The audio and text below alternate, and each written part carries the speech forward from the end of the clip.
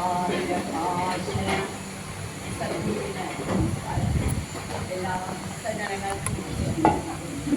ഭക്തജനങ്ങൾക്കും മഹാഭാരതത്തിലെ ദശമസ്കന്ധത്തിലെ 8-ാം അധ്യായത്തിൽ ഭഗവാനായ ശ്രീകൃഷ്ണന്റെ നാമകരണത്തിന് ശേഷം ബാലലീലകൾ കേൾക്കാൻ നമുക്ക് സാധിക്കുന്നുണ്ട്. അതിന് നന്ദഗോപരോട് പറഞ്ഞിട്ടുണ്ട്. ആര് നന്ദഗോപരോട് പറയാണ്, അങ്ങയുടെ ഈ മകൻ ഭഗവാനെ പറ്റി നാമകരണം, അങ്ങയുടെ ഈ മകൻ ഗുണം, കീർത്തി, ഔശ്വര്യം, സ്വഭാവം എന്നിവ കൊണ്ട് നാരായണന് തുല്യനാണെന്നാ പറഞ്ഞിരിക്കുന്നത്. ഗർഗ മഹർഷി നാരണത്തിന് വന്ന ആളാണല്ലോ ഗുരു. അദ്ദേഹം പറഞ്ഞതാണ്, അത്രയും പറഞ്ഞു. പിന്നെ പറഞ്ഞു, വളരെ മനസ്സിരുത്തി വേണം എന്താ ഈ കുഞ്ഞിനെ സംരക്ഷിച്ചു കൊള്ളുവെന്ന് ഭഗവാനെ പറ്റി നന്ദഗോപരോട് പറഞ്ഞു. ഇത്രയും പറഞ്ഞുകൊണ്ട് ഗർഗ മഹർഷി അവിടുന്ന് പോകുന്നു 8-ാം അധ്യായത്തിന്. അതിനുശേഷമാണ് യാത്രയായി ബലരാമനോടുകൂടി കാണുന്നവരുടെ ഒക്കെ മനസ്സൊക്കെ ഇങ്ങനെ കുളിർത്ത് ഭഗവാനും ബലരാമനും കൂടി കളിച്ചുകൊണ്ടിരിക്കാന്ന് പറയാന്. ഇങ്ങനെ കാണുന്നവരുടെ മനസ്സിനെയൊക്കെ ആകർഷിച്ചുകൊണ്ട്, കാരണം കുത്തി നടക്കാൻ തുടങ്ങി അവിടെ ഭഗവാനും ബലരാമനും ഒരുമിച്ച് നടക്കാൻ തുടങ്ങി. അത് വീട്ടിൻ്റെ ഉള്ളിൽ മാത്രമാണ്, ആ വീട്ടിൻ്റെ ഉള്ളിൽ മാത്രമായി നടക്കണേ. ആ സമയത്ത് ഇടയ്ക്കിടയ്ക്ക് നോക്കിയിട്ട് ആദ്യം കെട്ടിയിരിക്കുന്ന ആ ചിലകയുടെ ശബ്ദം കേൾക്കുമ്പോൾ ഭഗവാൻ ഇങ്ങനെ തിരിഞ്ഞ് നോക്കാനാ പറയുന്നത്. ആ സമയത്ത് നോക്കുമ്പോൾ അത് കണ്ടുകൊണ്ട് നിൽക്കുകയാണ് യശോദയും രോഹിണി. അവർ രണ്ടുപേരും വീട്ടിലത്തെ ജോലിയൊക്കെ മറന്നുപോയി എന്നാ പറയണേ. ഭഗവാന്റെയും ബലരാമന്റെയും മുട്ടുകുത്തിയിട്ടുള്ള ഈ നടക്കല് കണ്ടിട്ട്, എന്നിട്ട് മുട്ടുകുത്തി വാതിലിന്റെ അടുത്ത് എത്തിയ സമയത്ത് അപ്പോഴാണ് വാതിലിന്റെ അടുത്ത് അങ്ങനെ വിടാറില്ല. അപ്പൊ അവിടെ എത്തിയപ്പോഴാണ് പശുക്കുട്ടികൾ അവിടെ തൊട്ടടുത്ത് ഭഗവാൻ പിടിക്കാൻ വേണ്ടി രണ്ടുപേരും പശുക്കുട്ടികളുടെ വാല് പിടിച്ച്, അതുവരെ മുട്ടുകുത്തിയ നടന്നിരുന്നു. രണ്ടുപേരും കൂടി വാല് പിടിച്ച് നടക്കാൻ ഉറപ്പിച്ച് അവര് നേരെ പോണത് എവിടേക്കാണ്? പശുക്കുട്ടികളുടെ അടുത്തുനിന്ന്. അതുപോലെ ആകർഷിച്ചുകൊണ്ട് അവനെ വാലിൻ്റെ അടുത്തുനിന്ന് പശുക്കുട്ടിയെ പിടിച്ച്, പശുക്കുട്ടിയുടെ വാല്, ആ പശുക്കുട്ടി എത്ര ഭാഗ്യവാനാന്നാ പറയുന്നത്, സന്തോഷമായി എന്നാ പറയണത്. ഭഗവാൻ ആ പശുക്കുട്ടിയുടെ വാല് പിടിച്ചപ്പോൾ എന്നിട്ട് നടന്ന് അങ്ങനെ അവന്റെ പശുവിൻ്റെ അടുത്തേക്ക് പോവാന്നാ പറയണത്. അത് കഴിഞ്ഞ് സന്തോഷം എത്ര സുഹൃതമായിരിക്കുമെന്നാ പറയണേ. ആ പശുക്കുട്ടിയുടെ കാര്യം അതിമനോഹരമായ വികൃതികളാണ് ഇങ്ങനെ ചെയ്തോണ്ടിരിക്കുന്നത്. അങ്ങനെ യശോദയും രോഹിണിയും വീട്ടുകാര്യങ്ങളെല്ലാം മറന്നുപോയി. ചിലപ്പോ മുട്ടുകുത്തി തന്നെ ആ തൊഴുത്തിലേക്ക് അങ്ങ് പോകുന്ന പറയാൻ കാണാതെ ചെന്ന് പശുക്കുട്ടികളെ പോലെ പശുക്കുട്ടികളുടെ മുല കുടിക്കുന്നത്, ഇങ്ങനെ കുട്ടികൾക്ക് അണിച്ചു കൊടുക്കുക, ഇങ്ങനെ പാല് കുടിക്കണമെന്നോ പശുവിൻ്റെ തന്നെ മുലയെ കുടിക്കുന്നത് ഭഗവാൻ അണിച്ചു കൊടുക്കുന്നു പറയാം. കാളകളുടെ മുൻകാലിൻ്റെ പിടിച്ച്, മുമ്പിലിരിക്കുന്ന കാളകളുടെ കാലിൻ്റെ മുന്നിൽ പിടിച്ച് എഴുന്നേൽക്കാൻ ശ്രമിക്കും. എങ്ങനെയാണ് അമ്മമാരൊക്കെ യശോദയൊക്കെ എങ്ങനെയാണ് അതിന് കാണുന്നത്? പേടിയായിട്ട് കാളയുടെ മുമ്പിലല്ലേ ചെയ്യുന്നത്. അങ്ങനെ അടുക്കളയിലേക്ക് ഓടിച്ചെല്ലും രണ്ടുപേരും. എന്നിട്ട് വേഗം ആ കത്തുന്ന തിരിക്കൊള്ളി എടുക്കുന്ന പറയണം. തിരിക്കൊള്ളി എടുത്തു കഴിഞ്ഞാലോ അത് അടുന്ന് വലിയ രണ്ടുപേരും കൂടിയിട്ട്. അപ്പൊ യശോദ എന്താ ചെയ്യാ? കണ്ടുകൊണ്ടിരിക്കാം. ഭഗവാനെ ഒന്നും വരരുത്, ഭഗവാനെ എന്നെ വിളിക്കുന്ന യശോദ. പിന്നെ കത്തിയൊക്കെ പോയി അടുക്കളയിൽ നിന്ന് എടുത്ത് അല്ല എന്താ പറയാ പിടിക്കുന്ന സ്ഥലം, പിന്നെ പിടി രാമൻ രണ്ടുപേരും കൂടി വലിയ കത്തി രണ്ടുപേരും കൂടി വലിച്ച. പക്ഷെ ഭഗവാന്റെ ആയതുകൊണ്ട് ഒന്നുമില്ല, ഇതെല്ലാം കണ്ടുകൊണ്ട് നിൽക്കുകയാണ് അവര്. എൻ്റെ ഇതാണെന്ന് പറഞ്ഞ പിടി വലിക്കുക. രാമനും കൃഷ്ണനും അങ്ങനെ ചെയ്തിരുന്നു പറയണു. പിന്നെ പൂച്ചകളെയൊക്കെ കടന്നു പിടിച്ച് അവയുടെ നാഗങ്ങളൊക്കെ ഇങ്ങനെ പിന്നെ അതിൻ്റെ എല്ലാം സോഫ്റ്റായിട്ട്, പക്ഷെ അവയെ പല്ലുകൾ തടവുക. എത്ര പേടിയുണ്ടാവും അമ്മയ്ക്ക് യശോദയ്ക്കെന്നാലും വേണ്ടി. പക്ഷേ പല്ലൊക്കെ തടവുക എന്ന് പറഞ്ഞാൽ അങ്ങനെ തടവുക. പിന്നെ പക്ഷികളെ പിടിക്കാൻ പിന്നാലെ ഓടുക. പിന്നെ മഴ പെയ്യുന്ന സമയം നോക്കി പുറത്തേക്ക് ചാടി മഴ കൊള്ളാൻ വേണ്ടിയിട്ട്. അപ്പൊ യശോദ പറയുന്നത്, അയ്യോ ഇങ്ങനെ മഴയത്തൊക്കെ പോയാൽ അസുഖം വരില്ലേ, എൻ്റെ മോന് സുഖം സുഖജാതിക്കില്ലേ അവന് ബലരാമനും അതുപോലെ തന്നെ കളിക്കാം. ഇപ്പം എല്ലാവർക്കും അറിയാതെ കുട്ടികൾക്ക് മഴ എന്ന് പറയുന്നത് വലിയ ഇഷ്ടമല്ല. അന്നേ ഭഗവാന്റെ ഇതിൽ പറഞ്ഞിരിക്കുന്നു. ഇങ്ങനെയുള്ള വികൃതികളിൽ നിന്ന് രാമനെയും കൃഷ്ണനെയും പിന്തിരിപ്പിക്കാനായിട്ട് രോഹിണിയും യശോദയും വല്ലാതെ പാടുപെട്ടിരുന്നാണ് പറഞ്ഞത്. ഇങ്ങനത്തെ ഇതൊക്കെ ചെയ്യുന്ന സമയത്ത് നമ്മുടെ വീട്ടിലെ ശിക്ഷണം. അപ്പം ഒട്ടുകുത്തി അവിടെ ഇതുവരെ നടക്കുള്ളൂ. ഇപ്പോൾ നടക്കാൻ തുടങ്ങിയപ്പോൾ എന്താ, വീട്ടിൻ്റെ ഉള്ളിൽ 1 വയസ്സ് മുതൽ 2 വയസ്സ് വരെ ഭാഗവതം പറയുന്നത്. അതുവരെ വീട്ടിൽ നിന്ന് പുറത്തേക്ക് വിട്ടിട്ടില്ല. ഓടി അതിൻ്റെ ഉള്ളിൽ തന്നെ നടക്കുക. അത് എന്തിനാന്ന് പറയുന്നു, കാലിന് ബലം കിട്ടാൻ വേണ്ടിയിട്ടാണ് വീട്ടിൽ പിന്നെ അടുത്ത ഗ്രഹത്തിലേക്ക് ഓടാൻ പറ്റുള്ളൂ. അങ്ങനെ 1 വയസ്സ് തൊട്ട് 2 വയസ്സ് വരെ സ്വന്തം കാലിന് ഇത് കിട്ടാൻ വേണ്ടി ഭഗവാൻ തന്നെ അവിടെ ഇവിടെ ഓടി വീട്ടിൻ്റെ ഉള്ളിൽ. പിന്നെ കുട്ടികളെ കൊണ്ട് തൻ്റെ കുട്ടികളിൽ അടുത്തുള്ള ഗോപികമാരെ കൊണ്ട് കാണിക്കണം ഭഗവാനെ. അതിനുവേണ്ടി വേഗം അവർ വീടുകളിൽ ചെല്ലാൻ തുടങ്ങി, ഓടാൻ തുടങ്ങി. പിന്നെ 2 പേരും കൂടി കൈ പിടിച്ചാണ് പോകാറ്. അങ്ങനെ ഓരോ വീടുകളിലൊക്കെ പോയി കളിക്കാൻ തുടങ്ങി. തൻ്റെ കളികളെ കണ്ട് അവരെ മരിക്കാണ് ഭഗവാനെ. അതല്ലേ ഗോപികമാർക്ക് ഇത്രയും ഇഷ്ടം. അത് കണ്ടുകൊണ്ടിരിക്കുക, ജോലിയൊന്നും ചെയ്യുന്നില്ല. ഭഗവാന്റെ കളിയൊക്കെ കണ്ട് തിരിച്ചു വരുന്നു പറയുന്നു. അങ്ങനെ ഓരോ ഗ്രഹത്തിലും ചെന്ന് അവരെ ഒരിക്കലും മറക്കാൻ കഴിയാത്ത കുസൃതികൾ കാണിച്ചു പോയി എന്ന് പറയുന്നു. കൃഷ്ണന്റെ വീട്ടിൽ ഒരു ദിവസം ഗോപികൾ എല്ലാവരും കൂടി യശോദോട് പോയി പറഞ്ഞു. വികൃതി കൂടി കഴിഞ്ഞാൽ അല്ലേ, ഒന്നും അടിക്കൊന്നും ഇല്ലായിരുന്നു. പക്ഷെ യശോദോട് പറയാതെ വയ്യ. അപ്പൊ അവരാദ്യമായിട്ട് പോയി പറഞ്ഞു എന്നാ പറയുന്നത്. എന്താ പറഞ്ഞേ, അപ്പോഴും ഈ ഗോപിക പറയുന്ന സമയത്ത് കൃഷ്ണൻ യശോദയുടെ സാരിയുടെ പിന്നില് ഒളിച്ച് നിൽക്കാനാ പറയണേ. അതിന്റെ പിന്നിൽ നിൽക്കുന്നുണ്ട്. അപ്പൊ പറയാണ്, പകുതി വന്ന് നിൽക്കുന്നത് ചോദിക്കാം. അറിയാം ഇത് പറയാൻ പോണത് എന്നെ പറ്റിയാണ്. ഗോപിക കേൾക്കേ, ഒരു ഗോപിക പറയാണ്, യശോദേ ഞാൻ ഇന്ന് രാവിലെ പശുവിനെ കളക്കാൻ വേണ്ടിയിട്ട് തൊഴുത്തിൽ പോയതാണ്. അപ്പൊ എല്ലാ പശുക്കുട്ടികളെയും അഴിച്ചു വിട്ടിരിക്കുന്നു. അതെല്ലാം പോയി പശുവിനെ കളക്കാൻ നോക്കിയപ്പോ ഒരു തുള്ളി പാല് പോലും കിട്ടാതെ. അപ്പൊ ഞാൻ ഇങ്ങനെ വിഷമിച്ച് സമ്മേടെ പോയിട്ട് ഇങ്ങനെ ഇരുന്നാൽ പറയാ യശോദോട് ആ ഗോപിക. അപ്പോഴാണ് ഒരു ചിരി അറക്കാൻ തൊഴുത്തിട്ട് പശുക്കുട്ടികളുടെ കഴിഞ്ഞ പശുക്കളുടെ പാലെല്ലാം കുടിച്ച് തീർത്തിരിക്കുന്നു. ഒരു തുള്ളി പാൽ പോലും കിട്ടാനില്ല. അതുകൊണ്ടാണ് ഇങ്ങനെ പറഞ്ഞത്. ദുഃഖിച്ച് നിൽക്കുമ്പോൾ ഒരു ചിരിയായിട്ട് ചിരിക്കുന്നത്. കാരണം താനല്ല അയച്ചു വിട്ടത്. അപ്പോൾ മനസ്സിലായി എന്ന് പറയാം. ദുഃഖിച്ച് നിൽക്കുമോ പിന്നെ അങ്ങനെ വേണം എന്ന് പറഞ്ഞുകൊണ്ടാണ് ചിരിക്കുന്നത്. അങ്ങനെ വേണം പശുക്കുട്ടിക്ക് കുടിക്കാതാവുന്ന പശുവിനെ പിന്നെ നിങ്ങൾ പശുവിനെ കറക്കാൻ പാടും എന്നാണ് ഭഗവാൻ പറയുന്നത്. അങ്ങനെ വേണം എന്ന് പറയുന്നത് ചിരിച്ചുകൊണ്ട്. പിന്നെ നിന്നിട്ട് യശോദ അങ്ങനെ കൃഷ്ണനെ കണ്ടത് പശുക്കുട്ടികളെ അഴിച്ചുവിട്ടത് കൃഷ്ണനാണെന്ന് മനസ്സിലായി. പിന്നെ കൃഷ്ണനെയാണ് കണ്ടത്. അതുപോലെ ആ ചിരി എനിക്ക് എങ്ങനെ മറക്കാൻ കഴിയുമെന്ന് പറയുന്നില്ല ആ ഗോപിക. കാരണം ഇത്രയും ഇത് ചെയ്ത് എൻ്റെ അവസരമായി അങ്ങനെ വേണമെന്നല്ലേ പറയുന്നത്. അപ്പൊ എന്നിട്ട് ചിരിക്കുകയാണ്. അപ്പൊ ആ ചിരിയെ മറക്കാൻ പറ്റുമെന്ന് യശോദ അവിടേക്ക് എല്ലാവരും പറയുന്നത്.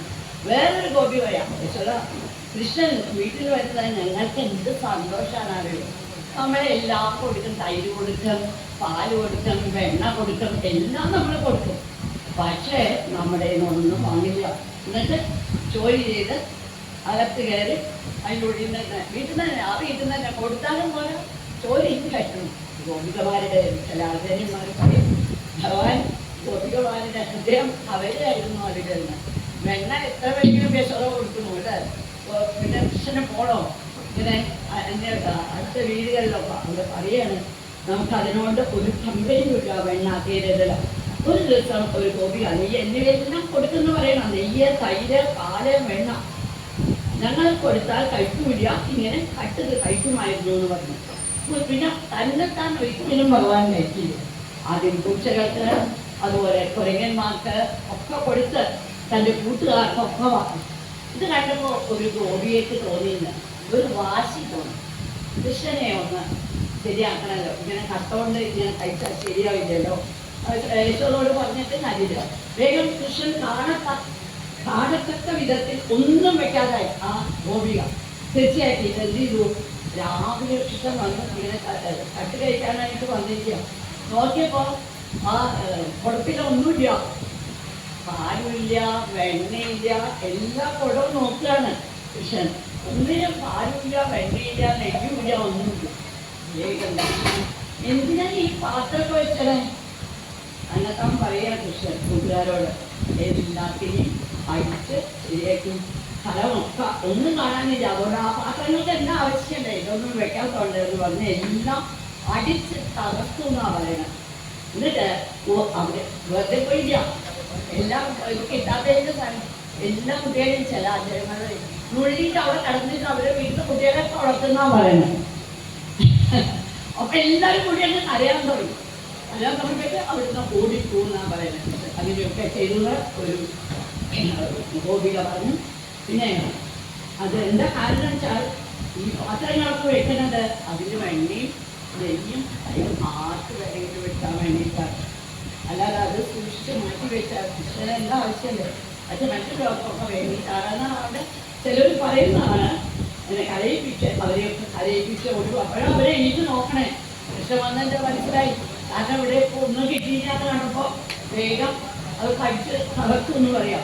വേറൊരു ഗോപി പറഞ്ഞു, കൃഷ്ണന് കയ്യെത്താത്ത രീതിയിൽ കുഴി കെട്ടിയിട്ട് നമുക്ക് പാൽക്കലം വെച്ച് ഞാൻ അടുക്കളയിൽ പോയി ജോലി ചെയ്യുന്നത്. വളരെ ഹൈറ്റില വെച്ചിരിക്കണമെന്ന് പറയാം ആ ഗോപി. അടുക്കളയിൽ പോയി ജോലി ചെയ്യുമ്പോൾ ഒരു ശബ്ദം. അപ്പൊ വേഗം അടുക്കളയിൽ നിന്ന് ഒന്ന് വന്ന് നോക്കുകയാണെന്ന് പറയാം. അപ്പൊ കണ്ട ഒരു കാഴ്ച പറയുന്നു, ഉയരത്തിൽ ഉരി കെട്ടി അതിൻ്റെ മേൽ ആൾക്കാരം വെച്ചിരുന്നു. അപ്പൊ വേഗം ഭഗവാൻ എന്ത് ചെയ്തിരിക്കുന്നു, ഒരു ഉരുട്ടിക്കൊണ്ടുവന്നു എന്നാ പറയാ. അത് താഴാണ് ആ ഗോപി അവിടെ ചെന്നപ്പോൾ ശബ്ദം. ഇങ്ങനെ ഉരുട്ടിക്കൊണ്ടുവന്ന അതിന്റെ താഴെ നിർത്തി അതിന്റെ മുകളിൽ ഒരു പീഠം വെച്ചിട്ട് ഇതില്ല. അത്ര ഉയരത്തിലാണ് കെട്ടി തൂക്കിയിരിക്കുന്നത്. അപ്പൊ ഭഗവാൻ എന്ത് ചെയ്തു, ഒരു വഴി കൊണ്ട് താഴെ കൊടുത്തു. നേരെ പാല് വരികയാണ്. പറയാ ഗോപിയെ കാണുകയാണ്. ഇങ്ങനെ പാലിങ്ങനെ കുടിച്ചോണ്ടിരിക്കാം. മതിയാവോളം കുടിച്ചു കഴിഞ്ഞിട്ട് കുട്ടി വേഗം അവിടുന്ന് ചാടി. ഒരു വിഷമമില്ല, ആ പീഠത്തിൽ നിന്ന് ചാടി. പിന്നെ ഒരിഞ്ഞ മുകളിൽ നിന്ന് ചാടി വേഗം അവിടുന്ന് ഓടിപ്പോയി എന്ന് പറയാം. ആ നിമിഷം ഒന്ന് കാണാൻ അത്ര സന്തോഷമായിരുന്നു പറയുന്നത് ഗോപിക്ക്. ഇതാതെ എടുത്തു വെച്ച ആ ഒരു പാല് അങ്ങനെ കുടിച്ച് തനിക്ക് മറിയാവോളം കുടിച്ചു എന്നാ പറയുന്നത്. അങ്ങനെ എനിക്ക് രക്ഷപ്പെടാൻ അതുകൊണ്ട് തോന്നിയില്ല പറയുന്നു ആ ഗോപിക. ഇതൊക്കെ കണ്ടിട്ട് ഇത്ര ചെറിയ കുട്ടി ഉരലൊക്കെ ഇങ്ങനെ കൊണ്ടുവന്ന് അതിൻ്റെ നേരെ താഴെ ഒരു പീഠവും വെച്ച് പിന്നെ നോക്കിയിട്ട് അത് കിട്ടണില്ല പാല്. അപ്പൊ ഒരു വടി കുത്തിയിട്ട് അത് ഏത് ഗോപിയൊക്കെ ഒരു ദേഷ്യം തോന്നിയില്ല എന്നാ പറയുന്നത്. അങ്ങനെ പാലെല്ലാം കഴിച്ച് ഓടിപ്പോയി എന്ന് പറയുന്നു. ഇനി പല വിരുദ്ധികൾ ഇങ്ങനെ കാണിച്ചു വന്നു. അവിടെ ഒരു നിവൃത്തിയില്ലാതായപ്പോൾ ഗോപികമാർ വീണ്ടും അവിടെ വന്നിട്ടും യശോദയും വിചാരിച്ചു കുഞ്ഞിക്കണ്ണനെ എനിക്ക് ഒരു ദേഷ്യവും തോന്നുന്നില്ല, ഇങ്ങനെ ഞാനിവിടെ ഉണ്ടായൊന്നുമില്ല. നിങ്ങളവിടെ വന്ന് കഴിക്കുന്നത് അവർ കൂട്ടുകാർക്കും ആണെങ്കിലും ഉച്ചയ്ക്കൊക്കെ കൊടുക്കാൻ വേണ്ടിയിട്ടാണ് കൃഷ്ണൻ ചെയ്യണേന്ന് പറഞ്ഞത്. അത്ര ആ സമയത്തൊക്കെ കൃഷ്ണന്റെ മുഖം പറയാ എത്ര കൗതുകരമായിരുന്നു എന്നാ പറയുന്നത്. ഉറുമ്പ് ചെയ്യുമ്പോൾ കുട്ടികളെ കണ്ടിട്ട് അതൊക്കെ ചിരിച്ചാൽ നമുക്കൊന്നും ചെയ്യാൻ തോന്നില്ല. അത് അന്നോട്ടേ ഭഗവാൻ കാണിച്ചു തന്നിരിക്കുന്നു. ഭഗവാൻ ഒരു ചിരി തിരിച്ചുണ്ടോ പറയുന്നത്. ആ സുന്ദരമായ ആ മന്ദഹാസം കണ്ടുകൊണ്ട് ആർക്കും ഭഗവാനെ കൊണ്ടുവന്നത് അവർക്ക് പറയാനോ അവരാരും കൂടാനോ ഒന്നും സാധിച്ചില്ല പറയുന്നത്. അപ്പോൾ പിന്നൊരു ദിവസം അതൊരു വലിയ കാഴ്ചയായിരുന്നു പറയുന്നു. കളികൾ ഇങ്ങനെ കളിച്ചുകൊണ്ടിരിക്കുക. രാമനും ഗോപന്മാരും കൃഷ്ണനും കൂടി കളിച്ചുകൊണ്ടിരിക്കുകയായിരുന്നു. വേഗം ഭഗവാൻ ഒരു പിടി മണ്ണ് വായിലേക്ക് കഴിച്ചു. ഉടനെ അറിയാലോ ബലരാമനും എല്ലാവരും പോയി ഭഗവാൻ യശോദോട് പറയും, അയ്യോ മണ്ണോ. വേഗം പോയി കൈ രണ്ടും പിടിച്ചുകൊണ്ട് വന്ന് യശോദ നീ എന്തിനാ പറയുന്നത്, നീ എന്തിനാണ് മണ്ണ് തിന്നത്? അപ്പൊ കൃഷ്ണൻ പറയാന്ന് പറയുന്നത്, അമ്മേ ഞാൻ എനിക്കൊന്നും മണ്ണൊന്നും കഴിച്ചിട്ടില്ല. എൻ്റെ കൂട്ടുകാരൊക്കെ വെറുതെ പറയാ, ചേട്ടനൊക്കെ നുണ പറയാന്നാ പറയണേ ഭഗവാൻ. ഞാൻ മണ്ണിൽ കഴിച്ചിട്ടില്ല. അമ്മയ്ക്ക് സംശയമില്ല, നോക്കിക്കോളൂ. എന്താ നീ വേഗം വായ തുറക്കലെന്ന് പറയും യശോദ. എന്നാൽ കൃഷ്ണൻ പറഞ്ഞു ശരിയെങ്കിൽ ഞാൻ വായ തുറക്കാം. അത് തുറന്നു നോക്കട്ടെ എന്ന് പറഞ്ഞ് യശോദ പിടിച്ച് വയ്ക്കാണ്. അവിടെയാണ് വിശ്വലോകം വെറും വിനോദത്തിനായിട്ടാണ് അവിടെ പറയുന്നു. ഭാഗവതത്തിന് ഭഗവാൻ മാനുഷികമായ രൂപം എടുത്തിരിക്കണേ എന്ന് പറയുന്നു. ആ വായ തുറന്ന് കണ്ടതും അമ്മ അതുവരെ എൻ്റെ പുത്രനാണ് വിചാരിച്ചു പെട്ടെന്ന് ഷോക്കായി എന്നാ പറയണേ. അതിനുള്ളിൽ കണ്ട ആ പ്രബന്ധം ആ പ്രപഞ്ചം മുഴുവൻ ആ കുഞ്ഞി വായിൽ കൃഷ്ണന്റെ വായിക്കകത്ത് കണ്ട ആ പ്രപഞ്ചത്തിൽ അവിടെയും തന്നെ കാണുന്നു, താൻ വായ പ്രവർത്തിക്കുന്ന കൃഷ്ണനെ കാണുന്നു. എല്ലാം അതിൻ്റെ ഉള്ളിൽ നടന്നു. മുമ്പിൽ വായ തുറന്ന് നിൽക്കുന്ന മറ്റൊരു ഉണ്ണി കൃഷ്ണനെ യശോദയ്ക്ക് കാണാൻ കഴിഞ്ഞു. ഞാൻ കാണുന്നത് എന്താണ്? എന്താ വല്ല സ്വപ്നമാണോ എന്ന് ചോദിക്കുന്നു. ഈ കൃഷ്ണൻ തന്നെയല്ലേ എൻ്റെ മകൻ കാണാൻ. യശോദ ആ സമയം ഒരു നിമിഷം ആലോചിക്കുകയാണ്, എനിക്ക് കിട്ടി ഈ സർവേശ്വരന് മാത്രമാണ് എനിക്ക് ആശ്രയം. യശോദ പറയുകയാണ്. ആ സമയത്ത് അതിൻ്റെ ഉള്ളില് ആ കൊച്ചുവായയുടെ ഉള്ളിൽ ഇത്രയും കാണിച്ചു കൊടുത്തപ്പോഴാണ് ആ അമ്മ റിയലൈസ് ചെയ്ത് എന്താ സർവേശ്വരനെയാണ് എനിക്ക് മകനായി കുഞ്ഞിരിക്കണെന്ന് പറയുന്നു. അങ്ങനെ ഭഗവാൻ ഹൃദയത്തിൽ മായ കൊണ്ട് വേഗം എന്ത് ചെയ്തു, ഇങ്ങനെ നിർത്തിയാൽ പറ്റില്ല. കാരണം എൻ്റെ വായ കണ്ടത് വേറെ ആർക്കും കാണിച്ചു കൊടുക്കാൻ പറ്റില്ല. അത് യശോദയ്ക്ക് അതിനോട് ഭാഗ്യം വരുന്നുണ്ട്. പിന്നെ പറയുന്നുണ്ട് ആരാ യശോദ ആളുകൾ. അപ്പൊ വേഗം അമ്മിഞ്ഞാന്ന് പറഞ്ഞപ്പോ വേഗം എന്ത് ചെയ്തു, വേഗം പോയി പണിയിലിരുന്നു എന്നാ പറയുന്നത്. പിന്നെ ആർക്കും കാണിച്ചു കൊടുത്തിട്ടില്ല. ആ വിശ്വരൂപം അവർ കണ്ടുപിടിച്ചില്ല. ഇപ്പോൾ പരീക്ഷിച്ച് രാജാവ് ചോദിക്കുകയാണ്, ഭാര്യയെടുത്ത് മടിയിൽ വെച്ച്. യശോദ അപ്പോഴേക്കത് മറന്നു. വേഗം പാല് കൊടുക്കാൻ തുടങ്ങി. അമ്മയെ അമ്മിഞ്ഞാന്ന് പറഞ്ഞാൽ അന്നേ തുടങ്ങിയിരിക്കുന്നു ഈ കാഴ്ചയിൽ കുട്ടിയവർ. അതുകൊണ്ട് പരീക്ഷിച്ച് ഇത് കേട്ട് കഴിഞ്ഞ് ചോദിക്കുകയാണെന്ന് ഭഗവാൻ ശ്രീകൃഷ്ണന്റെ ലീലകൾ ഇന്നും കവികളൊക്കെ പാടുന്നുണ്ടല്ലോ. ഇത്രയും ഭാഗ്യം പുണ്യവും ഈ യശോദയ്ക്കും നന്ദഗോപയ്ക്കും കിട്ടി എന്ന് പറഞ്ഞല്ലോ. എന്താണ് അതിന് കാരണം ചോദിക്കുന്നത്? അച്ഛനമ്മമാരായ വസുദേവനും ദേവകിക്കും ഈ ഭാഗ്യം കിട്ടിയില്ലല്ലോ. അവരാഗ്രഹിച്ചില്ല. പുത്രനായി മാത്രം കിട്ടാനാണ് നിങ്ങൾക്ക് എല്ലാവർക്കും അറിയാവുന്ന കഥയാണ്. ദേവകിയൊന്നും ആഗ്രഹിച്ചിട്ടില്ല വളർത്താനായി. ഭാഗ്യം കിട്ടിയത് യശോദ. അത് എന്ത് പുണ്യം ചെയ്തു എന്ന് പരീക്ഷിത്ത് അവിടെ ചോദിക്കണു എന്നാ പറയുന്നത്.